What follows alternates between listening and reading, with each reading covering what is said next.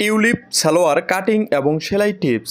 এই সালোয়ারের হাই কোথায় কাটিং করবেন এবং লেসটি কী নিয়মে সেলাই করবেন জেনে নিন। টিউলিপ সালোয়ারের কাপড়টা লম্বার দিকে একটি ভাঁজ দিয়ে এক ভাঁজ দুই পার্ট করে নিতে হবে। এরপর রুমাল ভাঁজ যে নিয়মে দেই ঠিক একই নিয়মে কাপড়টা ভাঁজ দিয়ে নিতে হবে। নিয়মে কাপড়টা ভাঁজ দিলে দুই ভাঁজ চার পার্ট হবে। একেবারে চিকন কোণার দিকে আমাদের মুহুরির দুই ভাগের এক ভাগে একটি দাগ দিয়ে নিতে হবে।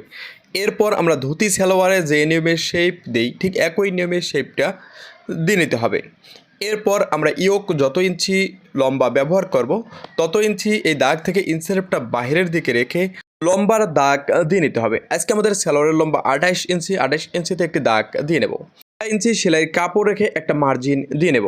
কোনাতে ইনসেপটা এই নিয়মে বসিয়ে একটি শেপ টেনে নেব। এরপর সেলাইয়ের মার্জিনেও শেপটা টেনে নিতে হবে। এবার এই শেপ অনুযায়ী আমাদের কাটিং করে নিতে হবে। তো মুহুরির দিক থেকে প্রথমে কাটিং করে নেব, এরপর উপরের দিক থেকে সমান করে কাটিং করে নেব। মুহুরির মাপ অনুযায়ী কেসি দিয়ে একটা মার্জিন দিয়ে নেব। এবার আড়া সাইডে আমরা 4 থেকে 5 ইঞ্চি কাপড়টা ভাঁজ দিয়ে নেব।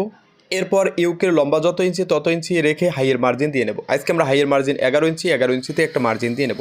এরপর এখানে হাইয়ের শেপ দিয়ে নেব। এবার এই শেপ অনুযায়ী আমরা কাটিং করে নেব। তো আমাদের হাই কাটিং হয়ে গেছে।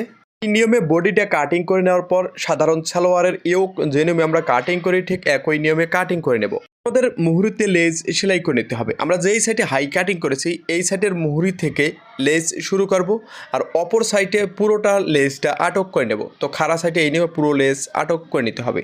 তো এই নিয়মে লেসটা আটক করে নেওয়ার পর আমাদেরকে মুহুরিটা এই নিয়মে ভেঙে নিতে হবে এবং পায়ের দিকটা এই নিয়মে ভেঙে মুহুরির মাপ ধরে একটি সেলাই দিয়ে নিতে হবে। এই নিয়মে আমাদের দুই সাইডে দুটি সেলাই দিয়ে নেওয়ার পর এবার হাইয়ের সঙ্গে হাই জয়েন্ট দিয়ে নিতে হবে।